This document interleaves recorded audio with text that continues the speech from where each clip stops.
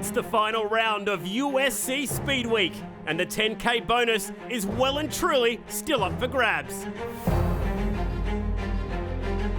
Leading the way is the evergreen Brooke Tatnall, who has taken advantage of other drivers' misfortune to claim 2 wins this week.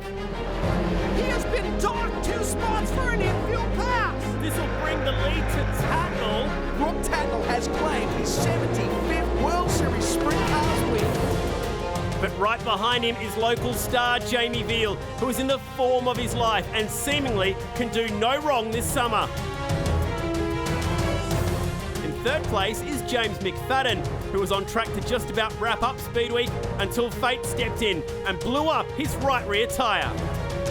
Oh, right on cue, the right rear tyre's gone. Oh, and so too Cole Hurst. Are you kidding me?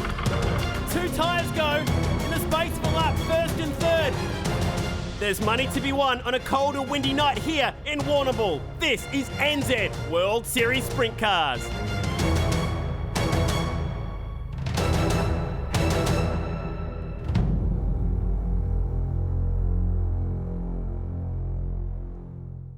The championship within a championship that started at Murray Bridge will now conclude in a second night of racing here at Warrnambool's Premier Speedway. Hi everyone and welcome to the final round of USC Speedweek. It's all part of NZ World Series Sprint Cars, and this is going to be an amazing finale. Chad Nailon alongside the World Series announcer Benny Bishop. Benny, it's been as competitive as ever, but it's had a bit of a different feel so far this summer. Relaxed is the wrong word, but certainly the placement of the days off has made it just a little bit more bearable, and I guess the ability to get through it. But make no mistake, everybody's feeling the tiredness this week and tonight for this last night. It's right on the edge. There's so much bearing on it, and yeah, a couple of bleary eyes around the pits too as we look around as well. The point scenario looks very interesting after round 4, which is also here at Warrnambool. We saw pop tyres for both Kyle Hurst and James McFadden. J-Mac had such a commanding lead in Speedweek, but now we've seen a new man rise to the top because of those 2 DNFs. Yeah, by virtue of the fact that 2 wins for Brooke Tatnall, the 9-time champion this week, and then he shares those 2 wins, however, with James McFadden. So there is a fair bit of a tight tussle right at the top. Brooke Tatnall has got 10 points over Jamie Veal at the moment, then James McFadden another 61 back. Go back to 7th though, Chad. It's 933 points there for Brad Keller from South Australia in the Peter Page Holden, the car number 19. That's 250 points. That's still within striking distance when it comes to the amount of points that you need to be able to take that prize. And we saw it last year when it was taken out of the hands of Kyle Hurst right in that last day main. Yeah, Kyle Hurst came in as the points leader last year, lost the whole thing to Luke Dillon. How's it all going to wash up tonight? The final round of USC Speedweek. Well, one man who's chomping at the bit and standing by in the commentary box and ready to give his thoughts about how it might all wash out tonight is the World of Outlaws series announcer, Johnny Gibson. Round 5 of Speed Week for the NZ World Series Sprint Cars back at Warrnambool, and tonight we'll present someone a $10,000 check courtesy of the Ultimate Sprint Car Championship. Brooke Tatnall and James McFadden have split the first 4 rounds, but J-Mac's cut right rear tire with 5 to go last night has made his championship trail a little more difficult. For Brooke Tatnall, the solution is simple: win and you're in. Jamie Veal has ridden consistency to the 2nd spot in the point standings coming into the night, and last night was the first time in 4 tries here at Warrnambool that he hasn't found himself in victory lane. Lurking on the outskirts, last year's Speedweek champion Luke Dillon. He won the title last year without winning a single race, and he's still in contention as they get set to go tonight. Add in 54 other cars, and keep in mind that it is Warrnambool. Anything can happen. Building up the hype towards tonight's A-Main. NZ World Series Sprint Cars, supported by High-Tech Oils. It is the final round of USC Speedweek. Someone's going to go home $10,000 richer. But before we get to the A, we're checking out the highlights of the C, which featured Kerry Madsen. Had to finish top 2. Yeah, Peter Milnes there. You see that massive wheel standoff that's just so juiced up this racetrack. Very different to last night. You can even see the steam coming off the right rears. Daniel Harding, one of many World Series contracted drivers, everyone hoiking the left front. Terry Kelly, unfortunately, getting up high and into the fence. Will continue for a lap or so, but Madsen was the man to watch. Look at the steam coming off the right rear tyre. Benny, fair to say the track is still very much juiced up. Yeah, absolutely. And that's got a lot to do with the conditions outside of the tyre as well. So It was very, very different. We've said that a few times, and of course that caught a few people out. And Kerry Madsen, for him to be fighting his way out of a C main is just unheard of here in Australia. But he was able to do it. He was able to get the win, no problem at all. And as a result, made his way to the back of the B. So, this B main, a couple of Americans in this one, including Thomas Meserol off the outside of that front row. Matt Eagle behind him. Stephen Lyons in this one as well. Sean Dobson. James McFadden is the most notable name, though. He'll start inside row 2. And he needs to not only finish in the top 6 here, but then move right to the very front of the A main after this to have a shot at the 10 grand. We've talked about this before. Steve Lyons has not won in World Series Sprintcars competition here at Warrnambool. He's got a point to prove as well. So there's a lot of reasons for a lot of these guys to go forward.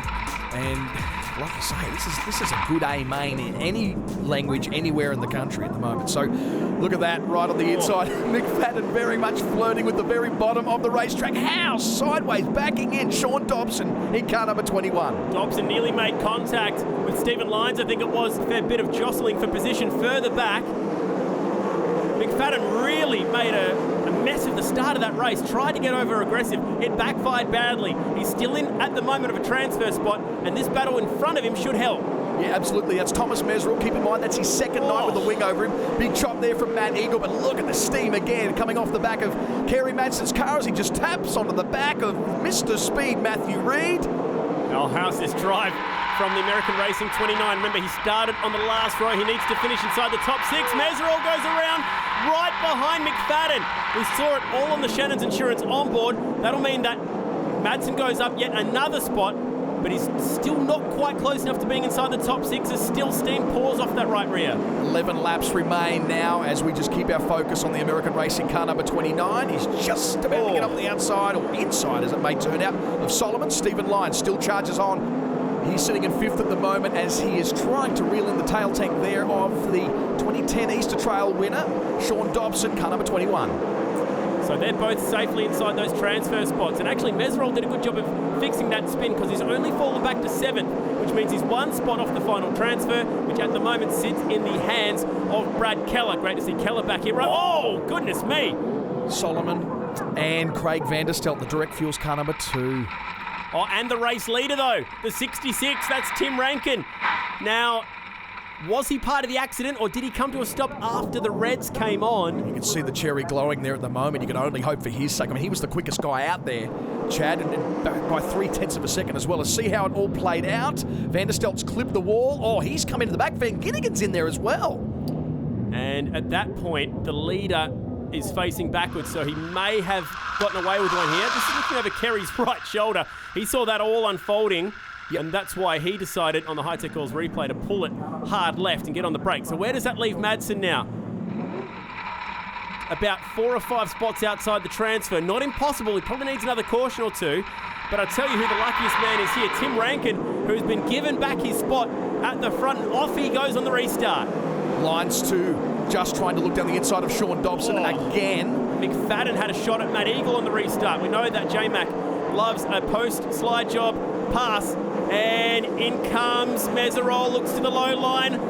Fight for the transfer is absolutely alive. For the last spot, the A-main, he just pushes Keller wide and forces his way into the top 6. Massive wheel stand 2 coming out of 2 for the Peter Page Holden car number 19. Wow, he's feeling it just slip out of his hands at the moment. Can he hold on to that transfer spot? And then where's Madsen? He's just going around just on the right of shot there. Man, he's going to be trying to put the pin into this bubble. He's picking up 1 or 2. He needs to find another 4 spots, though, if he's going to make the show. It's a cold, wet, windy night. We ride on board with Madsen. Still steam pouring off that right rear on the Shannon's Insurance on board. He's got a head of steam up. He picks up another one. He's on his way. He's got 5 laps to go. Come on, Kerry. Can he do the alphabet transfer the whole way from the C to the A? Thomas Meserol is the guy who's just sitting there. Would be a little bit nervous if he knew who it was who was coming at a rate of knots. Now, it's Brad Keller, who's just really hasn't got his speed back at all. Madsen, he's just got to get around the Tornado. He's about to do that. He's going to try him on the inside and fairly effortlessly. Oh, I was about to say left. Fair bit of room, but man, that actually put him off his game. Well, Hutchins wanted to argue the point there, and that's why Madsen lost all that momentum. If he doesn't get a caution, it's not going to happen. 2 laps left for your leader, Tim Rankin. Looks like J-Mac is going to make the A-main, but he'll have an awful lot of work to do from potentially near the very back of the field. Last lap. So McFadden's safe, Eagle's safe, Rankin's safe now. It's just going to be, I guess, Thomas Mesrel. There could have been a charge there. If Madsen had have got past there, the Tornado, yeah, it would have been on, but that is it. Sealed and dealed. The 6 are locked in, ready to go to the back of the A. Let's have a look at who they are.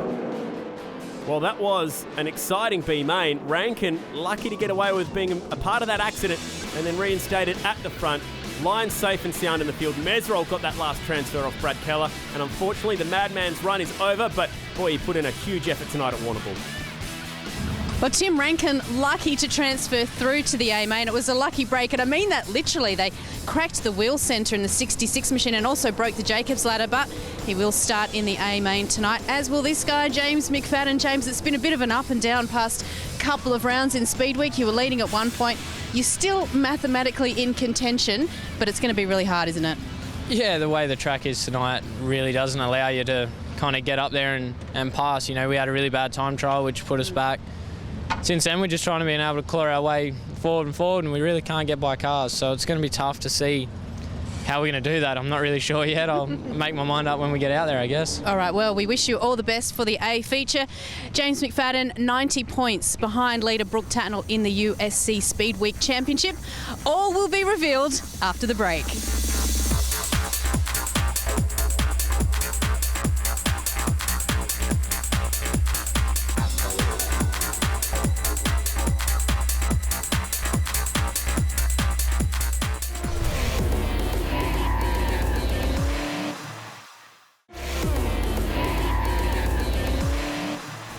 Speedweek, it is Speedway's toughest road trip. It's been going for 5 nights of racing, and it's set to conclude right now. To figure out how it's all going to play out, let's go down to Brian Ingerson. Just 3 drivers left in contention for the USC Speedweek title. James McFadden, Jamie Veal and Brooke Tatnell. Let's try and break it down for you in simple terms.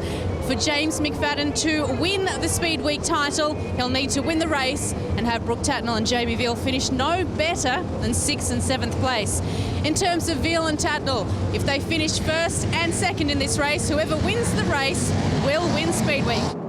Well, what I take from that is that it's going to be a very hard ask for McFadden, who's coming out of the B and has a lot of cars to pass. He's also...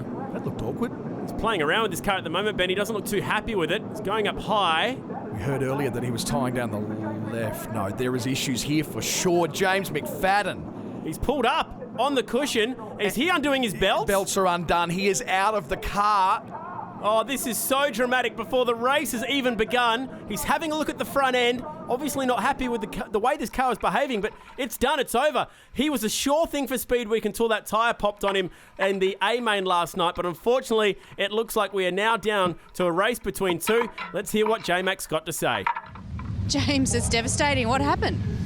I guess something broke in the front end. I was just rolling around there and gassed it up and hit the brake and nearly hit the fence. And yeah, the front end's moving backwards and forwards. And yeah, I was a bit erratic in that hot lap session there, and then backed off and it went straight ahead. So I was lucky it wasn't in the race and I tore a bunch of people out, but not the way we want to start it off. That's tough luck. It's the way it rolls. Benny, that is a tough break. It's a tough break. It almost sounds like it's a very sportsmanlike thing to do, though, because it sounds like he could have rolled around with it, but it was just that he didn't want to do the wrong thing by somebody else. So, man, heartbreak for James McFadden. He's got vivid memories of what happened last night, and now on the sidelines for the A-main again, and hopes dash, but the bigger picture as well, Chad. World Series. He was just starting to claw his way back in that point score as we go 4 wide at Warrnambool. What a fantastic racetrack this is. Plenty of onboards to watch out for thanks to Shannon's Insurance, including that guy. But this grid is absolutely star-studded. Jamie Veal has that front row courtesy of the top 8 shootout, and Tatnell will start right behind him. But great effort, Jack Lee. Another huge shout-out also, Jake Tranter, but some big names towards the back. Yeah, you've got to look at Dylan and Hurst coming from the mid-pack, and then Stephen Lyons. He's been on the cusp the whole night. He hasn't had a terrible night. He got a second in one of his heats. He qualified 12th, I think, in his flight, but he's just sort of sitting on the outside the whole time. So a lot of work to do for Stephen Lyons at the back. But this race is really, well, there's 20 guys out there, or 19 now, about 2. Jamie Veal, who has the pole, and the guy starting directly behind him, Brooke Tatnell. It is a race between those two for $10,000. The race winner also gets 10K, I might mention, so really there's 20 grand up for grabs. Murcott one to watch as well. He'll start on the outside of the front row. Jamie Veal is going to bring us to the green flag at his home track. We are go! They are absolutely rapid as they come through now, and up high, it looks like Chad Eli. Yellows are on. Now, I would bet my aunt that is for a jump start. Yeah. Murcott went well early. He was pretty aggressive. Very much the agitator when it came to trying to get an early start on that. I've got plenty of aunties, so I can afford one. But we're going to go and line them up one more time. Jack Lee, also Jai O'Keefe, another local racer starting outside row 3. The youth has really risen up tonight. Is that going to be a sign of things to come for Jamie Veal, who is substantially younger than the man who's fighting for the USC Speedweek title, Brooke Tatnell? Second time of asking. Let's go green at Warrnambool. Yeah, it's a lot tighter this time. In fact, Jamie got the good benefit of that. He will head straight down low. Murcott just a little bit timid on that start, you would have thought now, as Tatnell tries to get in. Just a little bit rough coming out of 4. So, if it stays like this, it's Veal who's going to win Speedweek, but we know that Tatnell plays the long game. 35 laps to sort it all out. We're already a couple laps into this one as Jai O'Keefe moves to the bottom. Speaking of locals, he's fighting with Johnny Vogels and a South Australian, and Jake Tranter, nearly contact. I think there was contact too. Tranter actually went straight up, checked right up. As a result, gets relegated, loses a spot to Johnny Vogels. There's that steam again. Won't be overly happy about that. Murcott puts the pressure on now on Jamie Veal. Veal can afford to lose one spot here to Murcott. He can still hang on to that points lead if he does. Tell you what, Murcott is looking like he can put the car anywhere at the moment. So good form guide. Veal's still got the speed. Bottom of the racetrack looks to be where you want to be. Lots of moisture. It was a different ball game last night. The track took rubber early. It was a drier circuit, but tonight a lot of moisture. It's cold. There's been plenty of rain, and this track is fast. The front 3 are tearing away. It's going to be interesting to see if those little bumps there, as we see Tatnell just trying a little bit of a tactic there on the back of Murcott, but watch as they come into the entry there. They just get a little unsettled through the middle of the corner. McFadden was talking about that earlier in a pit report with Briney about how this track was really hard to pick. Veal opening up about 7 car lengths, but traffic is looming. Tim Rankin will be the first guy that they need to pass, and how they work their way through traffic will be the tell-all moment of the night. It sort of looks like it's spreading out, but it's not really. These guys are just biding their time. We've got 27 laps to go. Just clicking over to 26. Kyle Hurst really not showing much of a hand at the moment. You sort of think he'd have to be a little timid. Well, that didn't look like he was particularly timid. Right under the Duke. Yeah, just rushes past Peter Dukas, another one of these young guys who's had a very good night off the back of good qualifying. He argues the point with Kyle Hurst. Hurst just takes that bottom line away through turns 3 and 4 as we look from above Mount Max. Now we ride, looking back at that right rear. We were saying it's juiced up tonight. It's still losing moisture. I think the most outstanding thing, Chad, about these young guys is that they're not intimidated, but they're not silly either. They're tiny races there as Lyons just goes under Dukas. Wow, Lyons is really picking his way through this field so far, so that's impressive. It is a difficult track to pass on due to that moisture content that we're talking about. So if anyone's moving forward in a rush, it's that guy, Stephen Lyons. We look back from the Californian, Kyle Hurst. The California kid, still sporting that little bit of a bruised eye as a result of a basketball incident. That's what he's calling it anyway. But on New Year's Eve. Yeah, well, exactly right. That's where it's a little bit concerned. We're going to see how this all plays out. 21 laps remain, and this, the final of Speedweek. Speaking of USC, that massive big USC super screen there just in the entry to turn 3. A lot of the guys over the weekend have been mentioning how they try their best, albeit with peripheral vision, to be able to just get a quick glimpse to see if they're in a battle or if they can feel that there's someone behind them, how far away they are. You just can't imagine they'd have the time to do it, Chad. Vortices coming off Tatnell's winged end, so it is very humid out there as well. Very dewy as Tatnell swings it through turns 3 and 4. Veal isn't quite close enough to the traffic to start weaving his way through. Looks like Ash Scott, one of our quick time guys. So actually we're about to have both quick time guys from both flights go to war here, but it's one trying to lap the other. Veal doesn't seem like he's going to be headed at the moment. He is in complete control, like we noticed in the last round. last night. He is completely relaxed there in the cockpit. You can see that. You wonder how much more Murcott's got, but Veal makes a very, very tidy pass. Ash gives him plenty of room. And that's important. So he's finally got a lap car between himself and David Murcott. That is breathing room. That is insurance for the young man from Warrnambool. He needs to just manage his own race here. It's looking very good. Murcott has a look at the inside of Scott. Needs to be aggressive and make that move. Sticky does. Yeah, I tell you what, Scott's actually put his car up where you probably wouldn't normally put it. Good sportsmanship, nice work. Tatton will try and pick him off too as well. No doubt he will be... Yeah, I was about to say nice and well-mannered about it, but Tatnell just had to find the gap. Tatnell cannot afford to wait. He doesn't need to just pass Murcott. He also needs to finish in front of Veal to win Speedweek. So between car 35 and car 2, it's all quite simple. Whoever finishes ahead of the other will win that extra 10k bonus. At the moment, the 10k is sitting firmly in the hands of Jamie Veal. He looks to the bottom of Tim Rankin and washes up a little bit of speed. Rankin saw him coming, just opened up the door at the exit. Yeah, got a little bit untidy there too, just makes you a little bit nervous for Murcott sitting there behind that. Thomas Meseral's the next one who's going to be picked off, and once again, Veal goes down low. Can Murcott do the same and try and get under Rankin? Yeah, it's tidy, and it looks like Brooke Tatton will follow suit as well. No, just not enough momentum coming out of two. Veal now to the low side of the American. Thomas Meserol moves on through. So Veal showing some really good turn of speed here. If anything, he's looking faster as this race goes on. Maybe some rubber down there in turns 1 and 2. The low side getting dark. Well, Chad Eli had a little spin then. Shannon's Insurance giving you the onboard there. Hey! That's Kyle Hurst looping it around. So Chad Eli in good company. He's going to go down a lap to the leader here as well. Kyle Hurst going down a lap. Man, he would have those memories of what happened last night, and just both the guys who struggled from last night, Kyle Hurst and James McFadden, both in struggle street now as a result of points as well. Jamie Veal, no problems at all getting around him. It looks like he's not going to have too much of a problem getting around car number 21 too, with Sean Dobson. Man, look at the speed out of two, and there's UI engineering car. Taps the wall in the process. That right rear absolutely made contact with the wall. That was a close call indeed.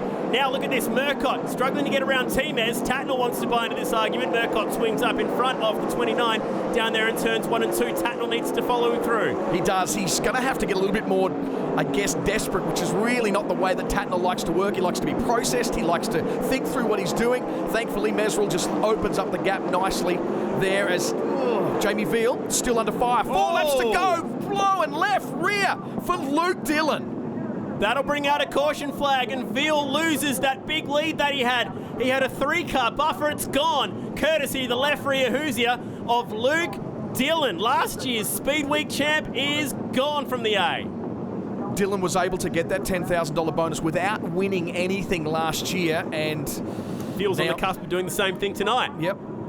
Let's check it out on our High-Tech Oils replay. This race so far, important race down towards turn 1. It was won by Jamie Veal. Murcott slotted right behind him, and then Tatner was stuck in third. Jack Lee doing a great job right behind these guys so far tonight. That top 3 has not changed for this whole run. Jake Trander, another guy who's been doing a great job. Man, that was close there between O'Keefe and Trander. Vogel's tried to capitalise on that. Just giving you that little bit of an insight just how much moisture is still in this track at this time of night. It's been a soggy, wet night tonight as Kyle Hurst was picking his way through. It looked like he was going past Chad Eli. Then we arrived in traffic, and Veal looked a lot more free and easy moving through that traffic. Hurst had a little spin. You can see that right rear shock with Milwaukee written on it as he kept the motor alive, but did go down a lap.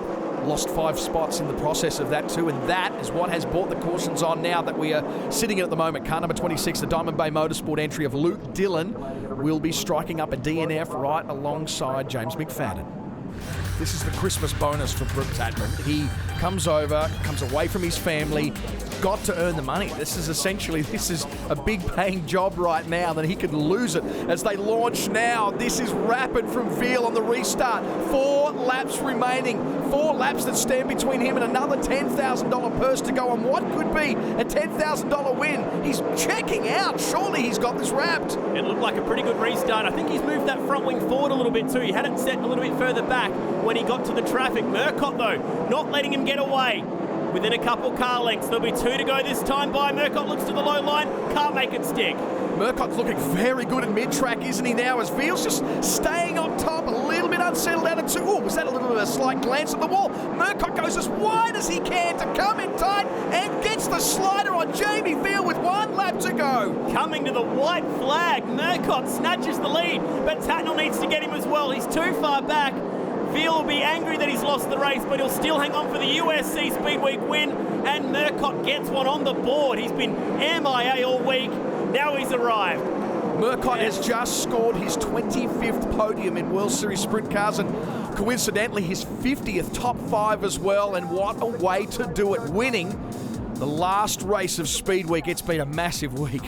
What a celebration. Wow, what a night. It was a pretty emotional one. It was a big one as well, with what happened earlier on with McFadden going at the very beginning.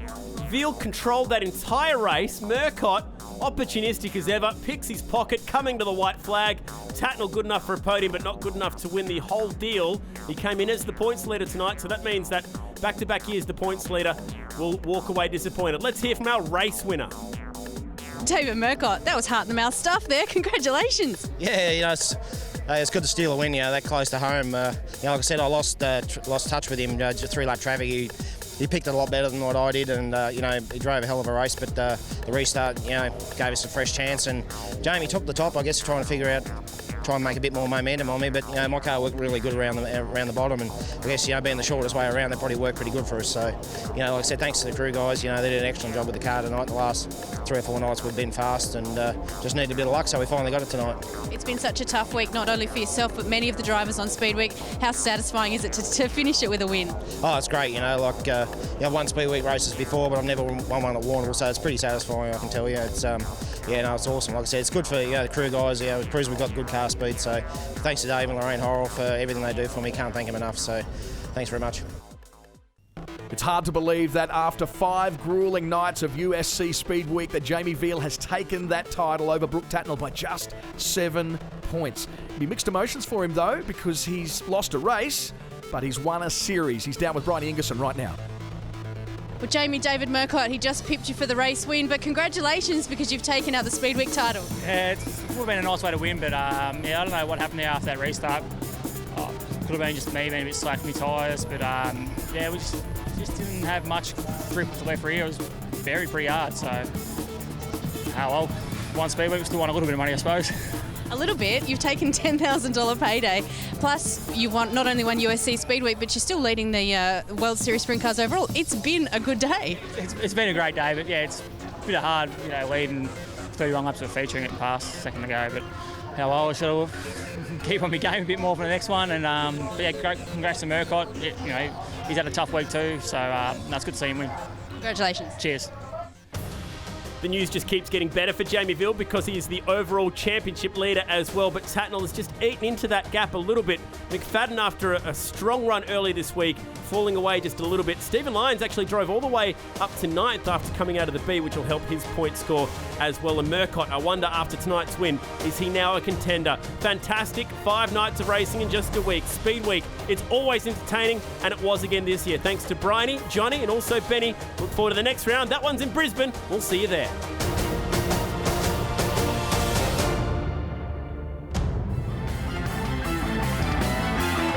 Coming up after the break, we wind back to last year's opening round of the Australian Motor Racing Series from Winton Motor Raceway.